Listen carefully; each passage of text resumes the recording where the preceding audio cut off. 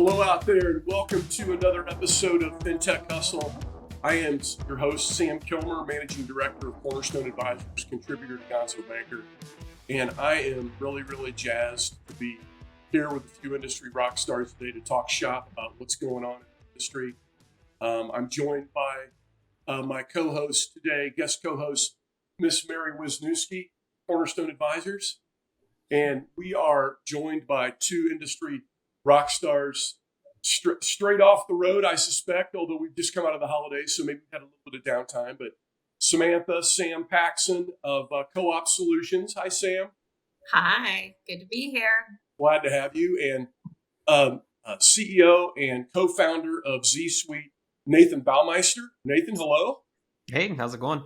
It's going great. And I should have mentioned Sam Paxson is the Chief Experience Officer of Co-op Solutions. And I guess, one thing just to get things kind of kicked off, I just always like to talk about on FinTech Hustle is talk about the lives of people in the industry. And Sam, I know you've been beyond the work that you've done at Co-op Solutions. You've done a lot of work in establishing Shades Up for Kids, mad respect and tip of my hat to what you've done there. But would love to just hear about the day in the life of Sam, the other Sam on the podcast, and but both in what you've been doing with Co-op Solutions and the rest of you. I know you're on boards and all kinds of great stuff, as well as what you do with Shades Up. So take it away, Sam. Tell us about a day in the life of Sam Paxson.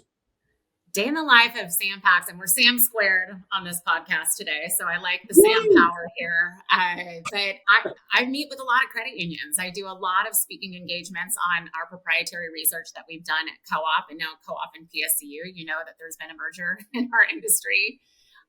So we've been out talking to so many credit unions about where they should be placing their strategic bets. And so many leaders right now are just really almost paralyzed. They're what they have done, their set of assumptions have changed. And so they're really leaning on industry thought leaders, QSOs, advisories, so many organizations like Cornerstone, like everybody here today, to say, where should I be investing? And so my day is really advising credit unions on their growth strategy and really helping them design their organizations as closely to the consumer as possible so that they can have greater precision around their P&L. So I do that. I go to Pilates, I hang out with my son and travel around the country and meet up with so many friends. So it's just so fun to be here virtually with each of you. That's great. And tell me a little bit about Shades Up. I just think that's an interesting story in and of itself, because that's a personal story too, isn't it? It is a personal story. So I have to fly a lot. I go out and the credit union industry, we like to meet up. So I get to be on airplanes a lot. And what many people don't know is I'm a very fearful flyer. And so I have all these things that I do to help myself not be afraid when the plane starts going like this and I'm in this little metal tube 30,000 feet in the sky. And about 5 years ago, it's been 5.5 years since this started 5 years ago.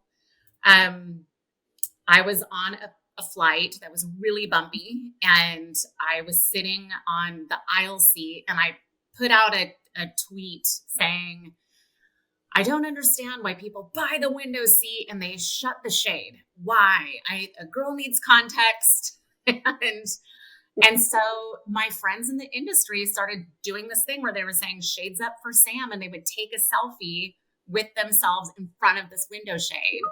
And so I just thought, well, this is an opportunity. We're a mission-driven industry. We should focus on how to be local and support the National Credit Union Foundation, Credit Unions for Kids. And I said, what if we raised, for every shade raised and selfie taken, that we donate $10 to Children's Miracle Network hospitals and to the National Credit Union Foundation? And it took off. So since the time that it started, we've raised about $100,000 with people raising their shade and showing their support for these two critically important platforms that really demonstrate our mission. I know at Cornerstone Advisors, you all talk about financial performance. Health and wellness really go together in terms of people's financial performance, and people get into medical debt. They have so many financial pressures that demonstrating your mission through the ways that you help the average consumer with their day-to-day challenges in maintaining their financial performance. These things that the National Credit Union Foundation are doing and Credit Unions for Kids are doing is really aligned with Credit Union's mission of helping their members in their daily financial lives. So it was based on my fear, and then it's turned into something good, which helps me when I'm on a plane and not feeling so secure that I'm at least raising my shade to help kids in their financial lives and help families. Well, I love how it came from something personal, and then it sort of built out from there. And it's sort of like we always hear people talk about authenticity, but it's almost like you don't have to aim for that. It did come from that place, and so mad respect for that, and love hearing about that. And well, I'm a big believer in turning something negative into a positive always. And why not do that in something that is really aligned with who we are as an industry? And so I'm what you see is what you get. So I'll share my feelings all the time. And that's great. Go ahead, Mary, you were going to say? I was just saying that's cool. Like all of my awful moments, I like to always write about them 5 to 10 years later, because I'm like, all right, well, I published it. Exactly. Yeah. Exactly. And if I let's see, so if I came to meet you, Sam Paxson, through Shades Up for Kids and traveling similar to you, in that steel tube up in the sky, I think Nathan, probably you and I met probably at an AFT meeting. Although it might be possible that it was somewhere else, but now it all sort of runs together because of that world that we came from. I've even got my AFT coffee mug here. Yeah, from Vancouver.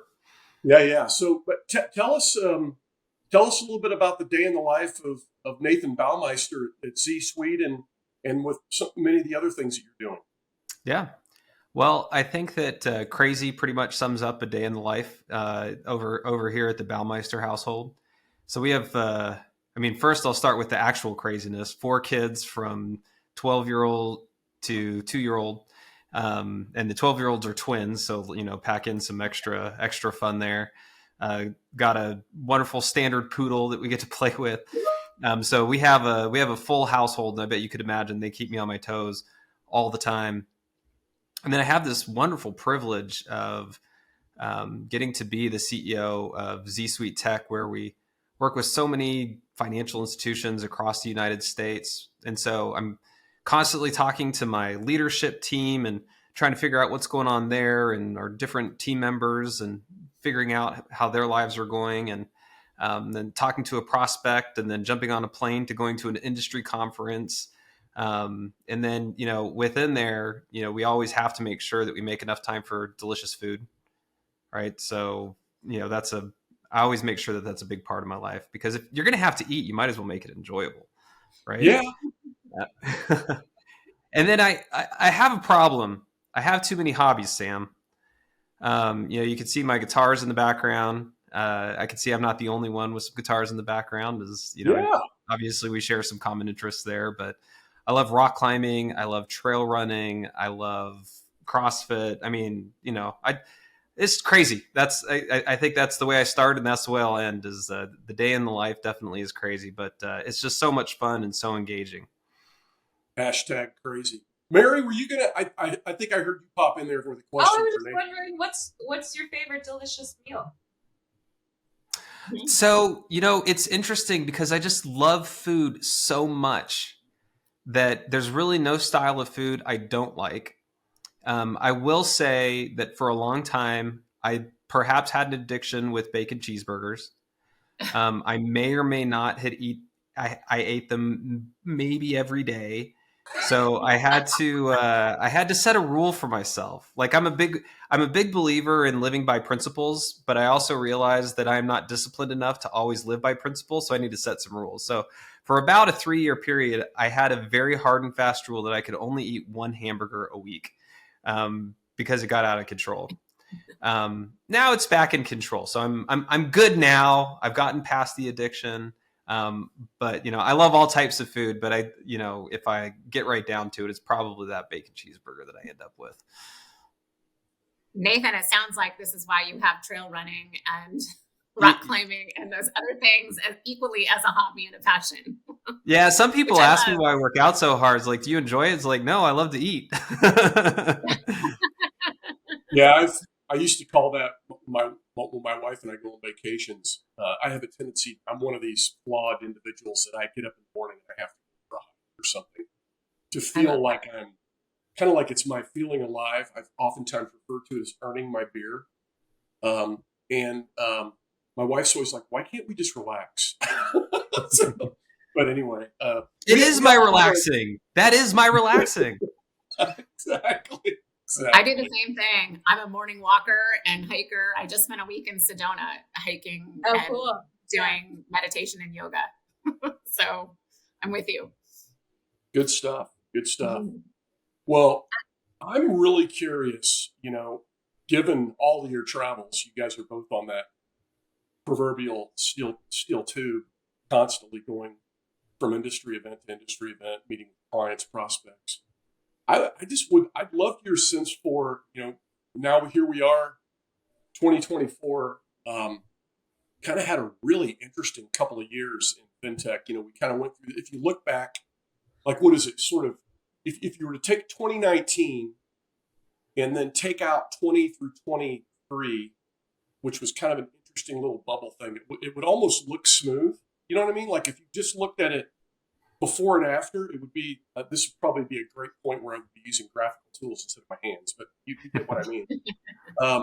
That there was this really weird bubble that happened over the last couple of years of rapid, sometimes even vacuous interest in a lot of things, and then a falling off of it. But it seems like it's kind of maybe more normal. I don't know. I was just really curious for your take on, on the industry right now.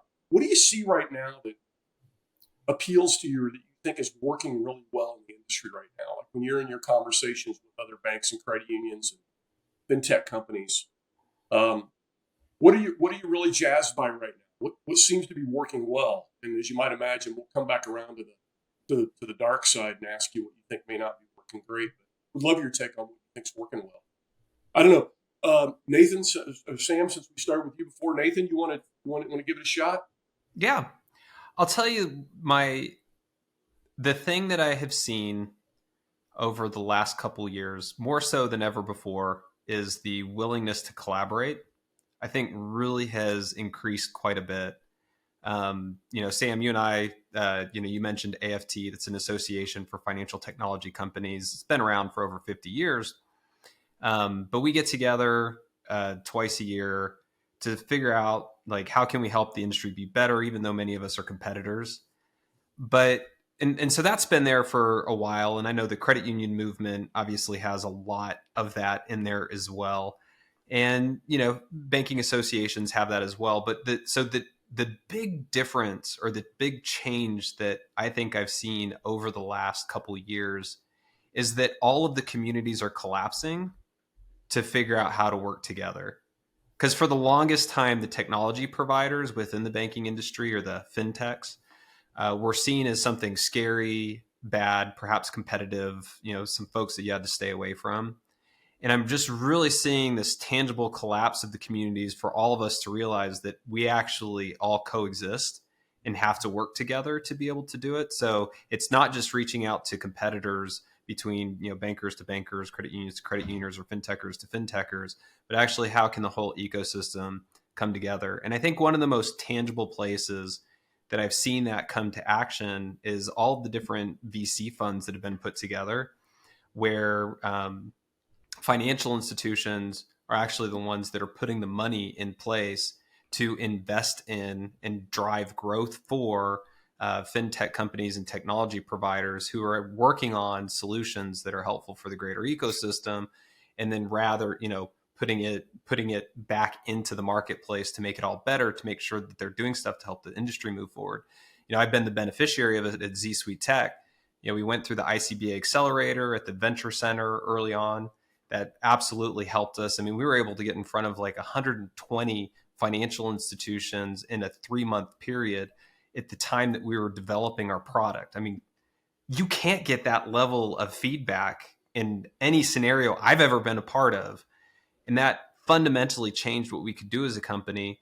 And then it ends up that, from our cap table perspective or our investors, 2 of our VC firms are Jam FinTop and Bank Tech Ventures, 2 of these bank-led VC funds. So that's just one tangible example, but there's so many more. But that's what I think is really, we've made some awesome progress, and I think is helping a lot of companies out there be more successful. Really interesting. Sam, what are some things that you see going on right now that you're jazzed by or you think are working well? Well, I'm excited to see exactly what Nathan just talked about, is that idea of collaboration. And I think it comes down to why.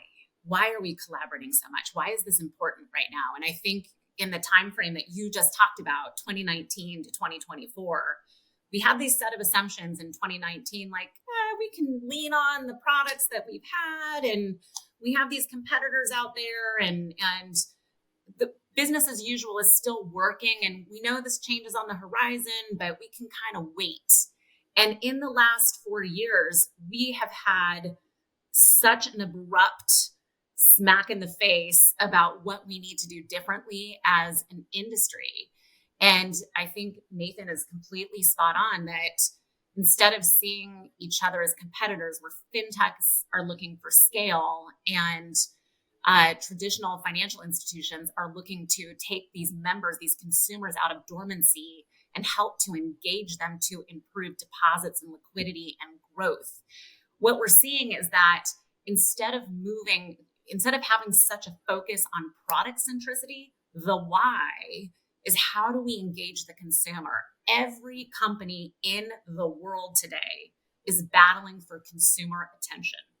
And the consumer has no patience at all to be able to, and they're incredibly empowered. So they have this ability to switch and move and get the use cases that they need to get their daily lives, their daily financial lives, and their daily financial performance needs in place over here, and then have to worry about long game, what that means for their long-term financial performance. So what I'm excited about is I'm seeing bank CEOs, community bank CEOs, credit union CEOs say, okay, we need to design ourselves around the consumer.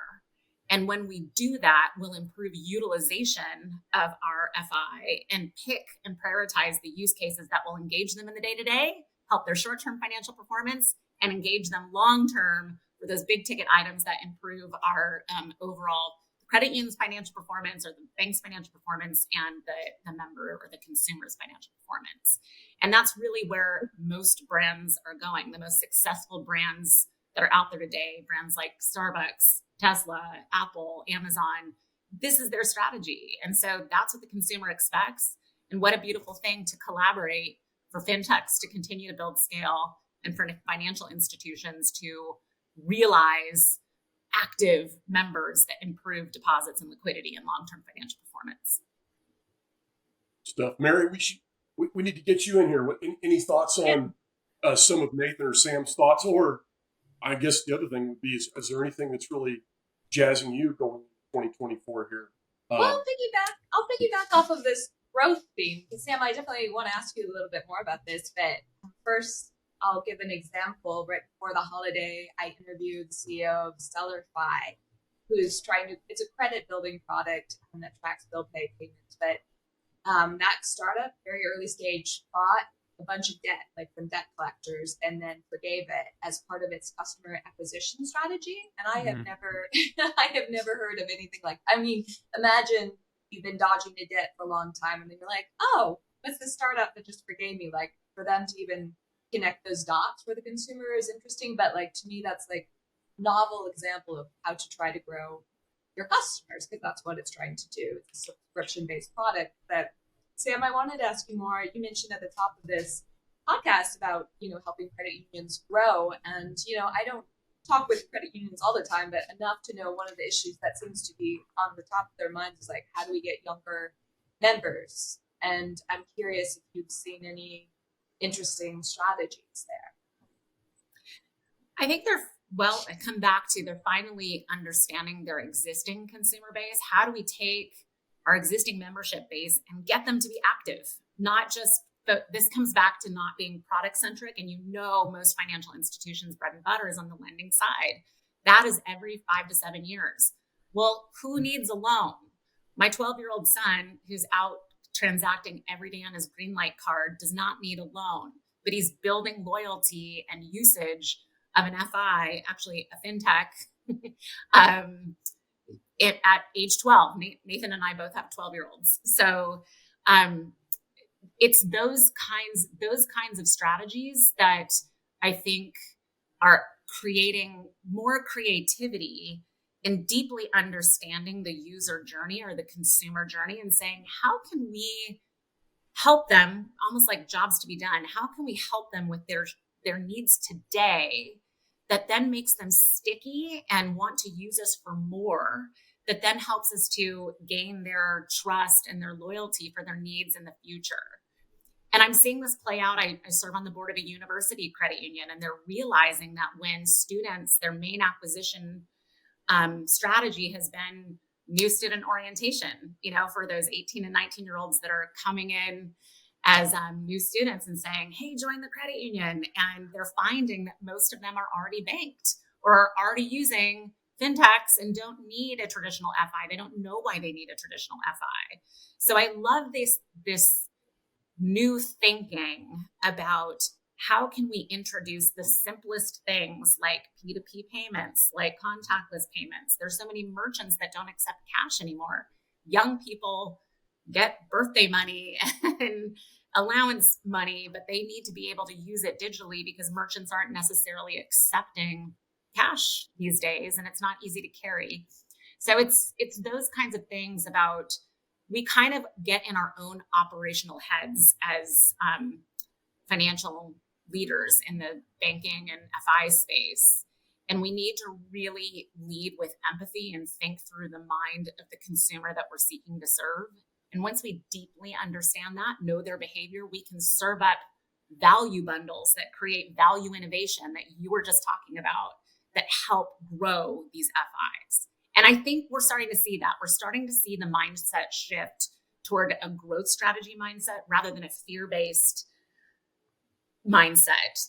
We're realizing we need to change. And I'm loving that. I'm loving that leaning into being bold and to trying new things. Yeah, but it can have a dark side. I don't know if you all saw that Monzo, I think it was Monzo, did a financial wrap of like people's spending trends. And so it sort of backfired on social media of the people being haunted by their, I spent a lot on fast food. Oh, here's my alimony.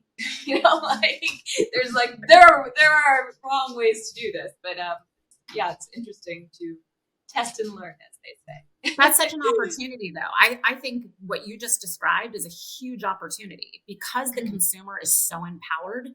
They're able to pull down any financial app, sign up for any subscription, have their credit card or their debit card embedded into these apps, and they don't know their financial position. Ron Shedlin, your colleague, says the average consumer has 40 different financial relationships. 40. So first, the consumer needs to understand their financial position. And any use case that a bank or credit union can offer that would say like, hey, here's how you're spending. You have this many subscriptions on Apple. You have Hulu and Disney and Netflix and Apple TV and all of these things that are so easy to buy. Your kids have subscriptions to Nintendo and PlayStation, and they're buying things for Fortnite. Like there's all these things coming through. That adds up. And then the consumer can get scared. And then they need to reaggregate their understanding of their financial position and then be served up solution sets that can help them take the best next action that is seamless and that helps them understand and gives guidance for what they should be doing next. So I'm liking that FIs are kind of realizing this and saying, there's some simple things that we could do that would create stickiness and engagement and attention that would build trust for that younger consumer to use us. And I'm liking seeing that kind of thinking happening in our industry. Yeah, it's interesting to me too that I could follow that from the consumer side of the business side too. And one of the things that's really jazzed me in the last several months is,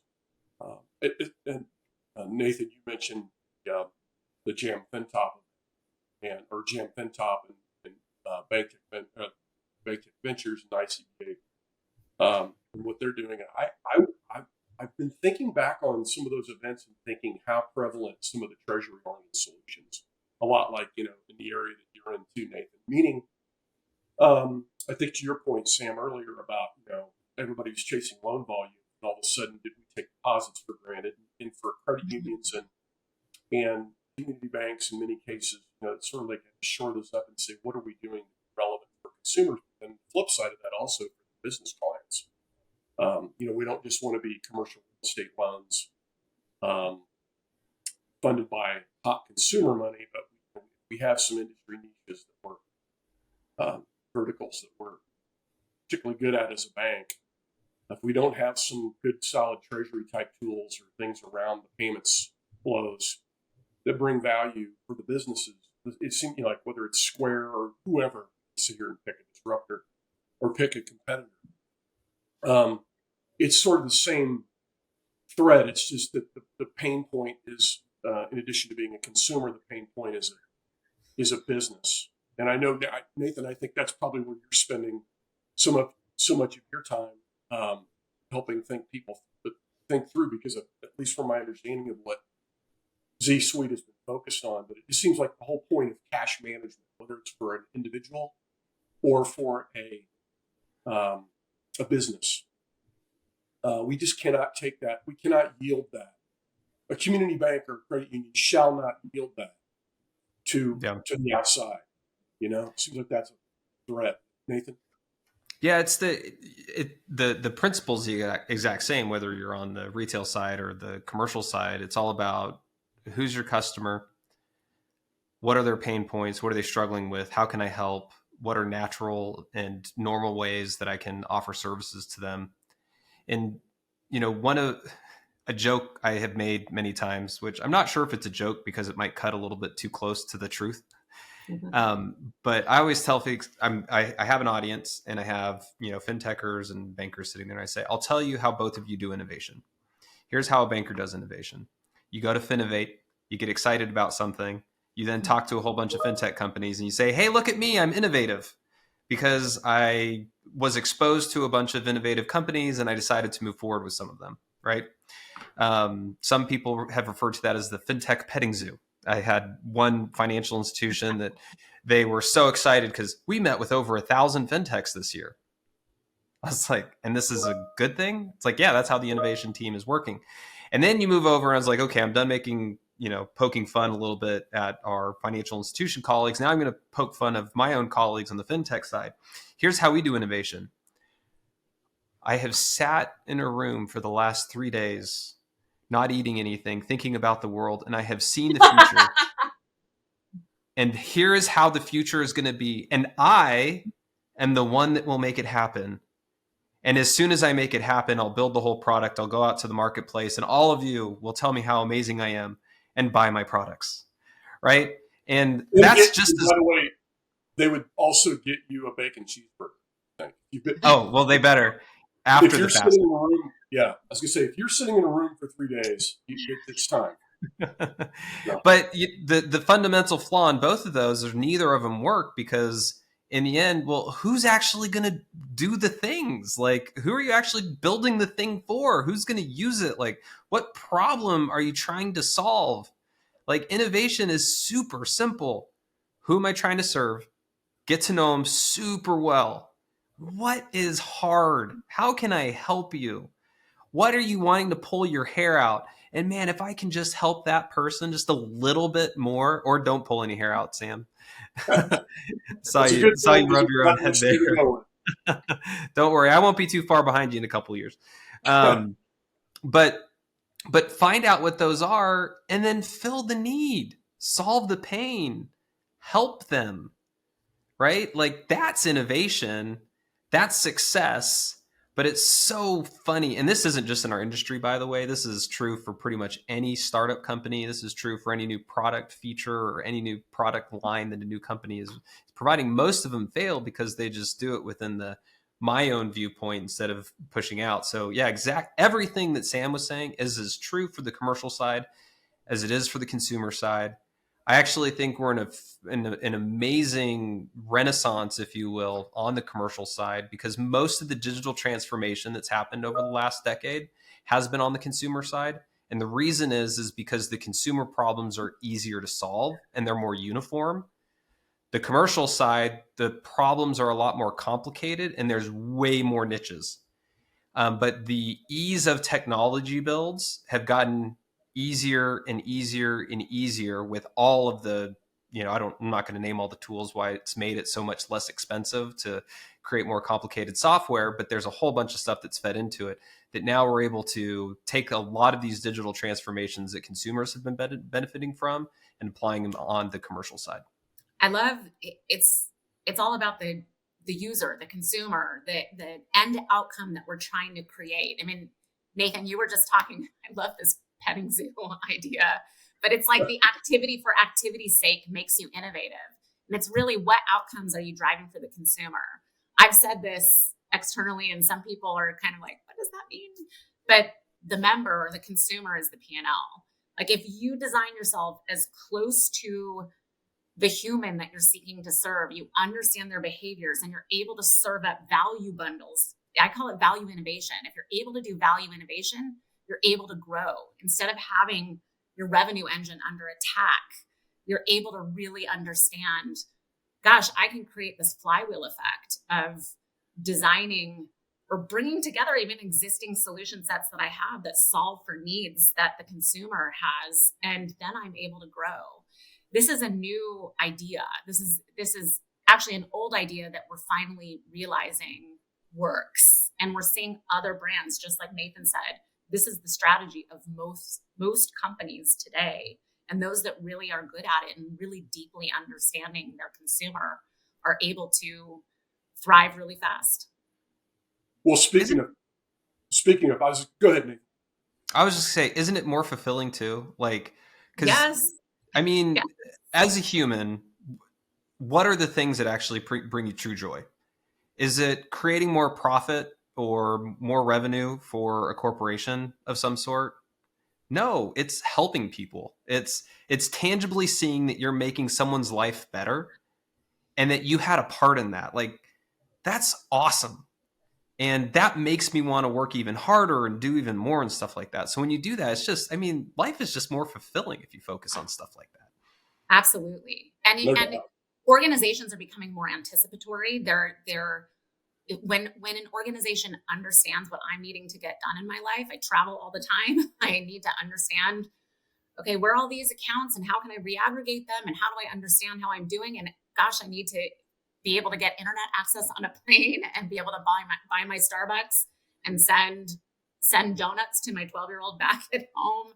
Like I want to be able to do that super easily. And so not only meet the need to just make my financial transaction happen, but then help me attain an outcome that I'm trying to, a savings goal, a short-term goal that I'm trying to accomplish. And that makes me really happy. I just want to live my life. And so companies that make that understand me and demonstrate that they're anticipating my needs bring me joy. And then that creates good financial outcomes for them. So I love that thought, Nathan. We should talk about that more. Well, so if that's the positive side of things that we're getting joy from and we're seeing working well. Other than the petting zoo, which I love that. Other than the petting zoo negative, is there anything else that when you guys look at in the industry right now, either you're just bummed by or you just think, man, that could work a lot better? Speaking of pain and what's making people pull their hair out. What makes you guys pull your hair out in the industry right now? What do you think could be done a lot better? Any Well, take? I have some immediate thoughts. I mean, the CEOs that I talk to, they say, Sam, I'm bought in. Like I know I need to do this, but I'm afraid. And I'm afraid because not only is our revenue engine under attack from us getting in our own way and us leaning on old paradigms, but our revenue engine is under attack because of security, because of the CFPB and fee, coming at our fee income, because of technology barriers that I need to understand my tech environment to know if I can actually connect into all of Nathan's FinTecher friends to say, is that going to work in my core environment, in my digital banking environment, my payments platform? How do those things all fit together for me to add these use cases really easily? Because I don't have a developer on staff. So they just get what frustrates me is we've created a lot of barriers and in our business to be able to grow them and meet the needs of the consumer. And that's created inertia that is making people kind of paralyzed. And then there are things that are making it harder, like the security threats and fraudsters have just really amped up their pursuit of all of this engagement where other companies are winning. So there's a thought around sustainability. How if we build it and they come, how do we sustain that business and keep that income safe and keep members safe in the meantime? So I feel like we have opportunity and we have fear, and how do we bring those things together in a really healthy way? What about you, Nathan? What bugs you when you're looking out there? You think that we could be doing a better job in the industry? I have a lot of thoughts. And a lot of it is, self-reflection a little bit as well. I do think on the fintech side, on the technology side, I still think there is too much of an obsession with the consumer. And they need to focus on commercial. And they're very, very underserved, the commercial use cases. And you're starting to see more and more fintech companies coming up in that regard. But we have a long way to go. There needs to be a lot more technologists. And the problem is that, technologists usually, the way founders usually come up with the problem is they have their own problem and then they try and fix it. And so what is a common experience that pretty much everybody has? Well, we're all consumers. So it's easier to identify what problems exist. It's harder to find out that, property managers in Massachusetts are pulling their hair out because the security deposit laws there are crazy, right? Like that's harder to find out, right? Than your average Joe. So pushing towards that and figuring out how to build ecosystems that drive that. And again, Jam FinTop, Bank Tech Ventures, some other folks like that are helping to drive that to make sure that funding is going into those places. And I think the industry is taking note there. But on the financial institution side, a lot of my thoughts revolve around what Sam is sharing. And part of it is, any organization is only going to be able to be good at a few things. That's just been proven time and time again across all industries, across all the years that we've been studying business. And financial institutions are in a hard spot because they have two different businesses that they're actually running. One is compliance, security, management of information, being good stewards of money, making sure that they're not taking too much risk and managing those risks. And that in of itself is a discipline that's extremely important. And in fact, that is what is causing the resiliency of the charter and the value of a charter in the US economy. However, they also need to be good at identifying consumer pain, being very proactive in innovation. And the thing is these two things are actually many times opposed. And so how is it that you can create an organization, or I might state this in a different way, how can you surround yourself with the appropriate team members so when you look at your organization as well as all the other organizations you depend on to do what you're going to do, can actually fill the whole picture of what you need to be successful? And this has especially become true or became super pronounced in this last rising rate environment, because if you actually look back, the large majority of the CEOs and CFOs of financial institutions right now have never operated in a rising rate environment. And now they are. But they don't have any muscle memory or experience to go back from. A lot of them are probably in their entry level positions, maybe starting getting up into middle management. And so there was a huge focus. I mean, quite honestly, there were several financial institutions that we were talking to that just disappeared the last year. They had really important initiatives that they were working to be very, very focused on growing and trying to do all these innovative things, et cetera. And they just disappeared because the management of this rising rate environment took all of their attention. And now you throw on the additional regulatory scrutiny that's coming up, some of what Sam was talking about in regards to fraudsters, in regards to cybersecurity, and how they're getting smarter and better and harder to stop. But then you also put in that, with banking as a service and embedded banking and a lot of the scrutiny that's coming around there. And now all fintech companies are being painted as the same as, well, every fintech is as dangerous as a BaaS technology provider. And, they're sitting there like, what am I supposed to do? And I think that's very, very difficult. And, I wish I could say I have a solution or anything like that, but this is where we're at. We need to figure out how to do this. And I don't think there's a very straightforward path that just says, well, if we all do this, it'll happen. I like describing that healthy tension between those things, though. I mean, I feel like, Nathan, you just gave a little mini roadmap to a C-suite of an FI to say, like, how do I make sure that that I'm not too all in on the compliance side or too all in on the growth side? You kind of have to have that balanced approach to make sure that there's maybe a healthy, that we don't over-index on fear and compliance so that we, I've heard somebody say, like, I know how to stop fraud. We'll just stop all transactions. Yeah, well, then you shut down your business. Like we need to make sure that we're that we have a really healthy balance between those things, and those can be positive. I mean, that's this idea of just seeing this as an opportunity and not this place of paralysis is a good thing. So I'm seeing so many. We've done research for the last 5 years or so, looking at who's winning in the space. And, at the beginning of the research that we did with EY and MasterCard and Feline is that PayPal was the most trusted brand in the financial services space because they just demonstrated that they had the capability to serve the consumer.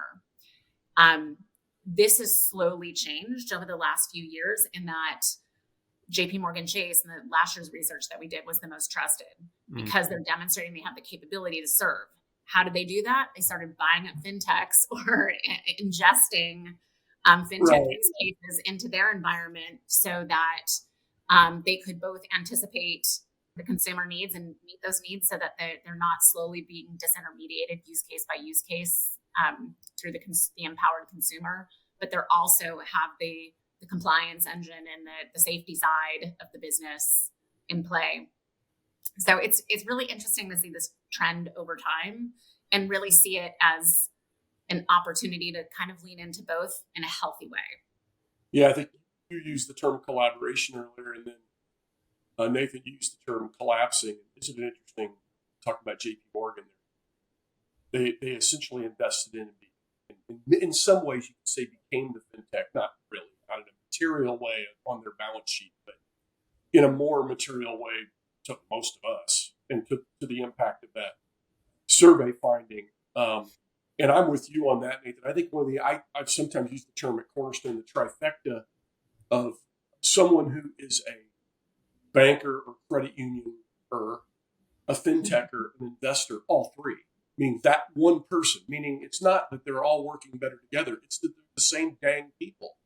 They're not hanging out together at the cocktail party. They are the cocktail party. They're the same people. And so to me, that's a really interesting development that I've seen where, you do want people to collaborate more, but it's a lot easier to collaborate inside your own home when it's right there. So whether it's your 12-year-olds or my 15-year-old that I think is upstairs back there. But anyway, good stuff. And Mary, anything pop out of you there or that you'd like to add to that? I guess just with fraud. I mean, check fraud's still wild and out of control. And I think I saw in today's American Banker about regions maybe doing early pay and not inviting in more fraud. So that I think, and this has been true. I've covered fintech and digital banking since 2007, and this has long been one of the greatest truths of this industry. The most profound tension is how to create something new and not get overwhelmed with fraud. And there's no obvious answer. Mm-hmm. Mm-hmm. That Regions Bank example was brought up to me yesterday, Mary, and that was this whole idea of sustainability that this CEO was saying, gosh, I want to invite all of these use cases and bring them in so that I get engagement and I capture the attention of the consumer.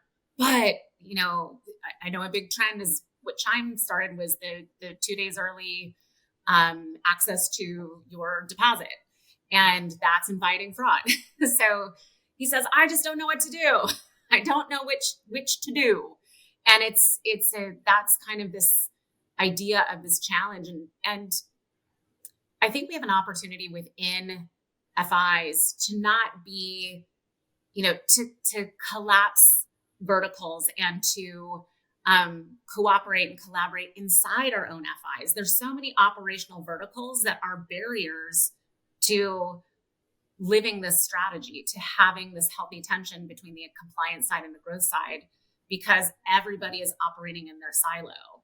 And that's comfortable. We've always done that. But the end consumer doesn't need to feel that. And the fraudster kind of sees that as the opportunity that they can sneak in while these internal teams aren't really pressure testing, as I like to say, all of these things that we're introducing in our go-to-market strategy, and finding the ways to deliver those solutions in the most seamless customer-centric way or consumer-centric way, while making them as secure as possible.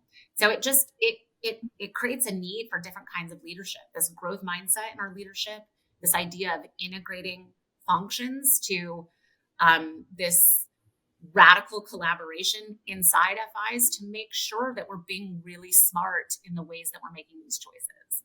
Yeah. Nathan, Yeah. Go ahead, Mary. I was just going to say, I'd love to see creativity for gig workers and for like aging parents. Those are two areas I think. I live in LA, and a lot of people are patching together all these gigs, and just even having to supply the forms every single time. It's just really obnoxious and time consuming. Well, what I love about the gig worker example too is that back to Nathan's point around, there's a tendency to go after the consumer side that we think of. The gig worker is that classic example of a bridge between consumer and business, where, and you can almost think if we're tackling a merchant problem, is the merchant also a consumer, or are we tackling it from the merchant through to the consumer? So we're able to, sort of like it's the two birds with one stone analogy of going after it all at once. That's why I love the gig worker so much, because you're tackling a business problem and really a consumer problem, all in the same backdoor collapsing point. And you're not, I don't even know that you really have to try to do that. It's just because of the nature of the pain that they have is much more in the middle of all of that, So interesting. Yeah, and one of the thoughts that came to mind, Sam, is you were sharing a little bit about, how they can do innovation and move forward and get past fear and stuff like that, as well as the regions example. And I have no special insider knowledge about that, so any of my comments aren't directed towards that specifically. But I was talking to one of my good industry friends, Sam. I know you know him very well, Zach Duke, CEO and co-founder of Finisec. Yeah. Who, by the way, I do have to give him credit. I believe he was the one that introduced me to this concept of the fintech petting zoo. So want to make sure that I can give him credit there. But we were having a fabulous discussion yesterday, and one of the things we were talking about was failure. And so both of us have fully adopted this idea of vulnerability and failure as being a part of our everyday lives. But then when we asked, well, give me an example of a really big failure. And both of us struggled to find a really big failure. And the reason is because we make small incremental steps and do small experiments, and we fail at those and fix it or don't do it. right? So I think this other concept where a lot of people have this in their mind is, if I'm going to do something, it has to be big. If I'm going to do something, it's something I'm going to have to roll out to all of my customers or all of my members or all of my businesses, or it's going to have to be a bank-wide initiative. I think that type of thinking and that type of ideas is one of the things that produces larger failures at big scale, produces more ripeness for big parts of fraud or types of attacks. It's more, let's just do experiments and let those fail and let them succeed and build on top of those, so that you don't have to do this big thing. Start with the small thing. What's the smallest thing I could do next to test this hypothesis? If it worked out well, then I'll go to the next step. If it didn't work out well, I'll go back, readjust, see if it's something I want to do or not. That also creates like such an agile culture too. I mean, I think we've not had this thirst for change because the pain wasn't big enough in our industry to make change. I mean, I've heard this thinking, among psychologists, that people won't change until they have enough pain. And so I think our industry is finally feeling enough pain to say like, oh, I need to do something different, but that different seems super scary. And so what Nathan's suggesting is do it in small amounts, eat the elephant one bite at a time. Like, just try little steps that are going to get you closer to creating either the business, the small business or the business or commercial solution set that is going to create more value, or the consumer focused solution set that is going to create more value. This is how those organizations are shifting their culture. We actually did it at Co-op. I started something called the Momentum program with my team on the CX side. We were able to do things that didn't cost us any money. It was just people's time. We brought different groups together. We said, how can we improve our service times? How can we reduce call volume? How can we improve our implementation process? And we were able to reduce tickets and call time by 50% in 3 months, just by bringing teams together and problem solving around this. This just requires good brains, bringing different groups together and helping to deeply understand our clients and saying, if we just did this small thing, what kind of change could we see? And that feels good. And let's take it to the next level. So I love this idea, Nathan. And I think it helps us to be less fearful about change and really lean into the pain to create goodness out of it and to create really positive change in our industry. Well, and speaking of leaning into pain, I want to be mindful of all of your schedules. I don't want you guys to say, hey, that Kilmer guy invited me onto his podcast and he kept me on there for 3 freaking hours. Anyway, listeners, you too. This has been a real blast catching up with you, and looking forward to seeing both of you. I think, Sam, I'll probably see you with the shades up out on in our next Steel Tube travels, and Nathan, I'll be seeing you in Boston at the AFT conference, if not sooner. And Mary, I think we're going to probably see each other in a week or so here. Yeah. But guys, it was so much fun spending time with you, and thanks to all the rest of you out there that have joined us on this episode of FinTech Hustle. We'll see you out there on the road, but thanks for joining us.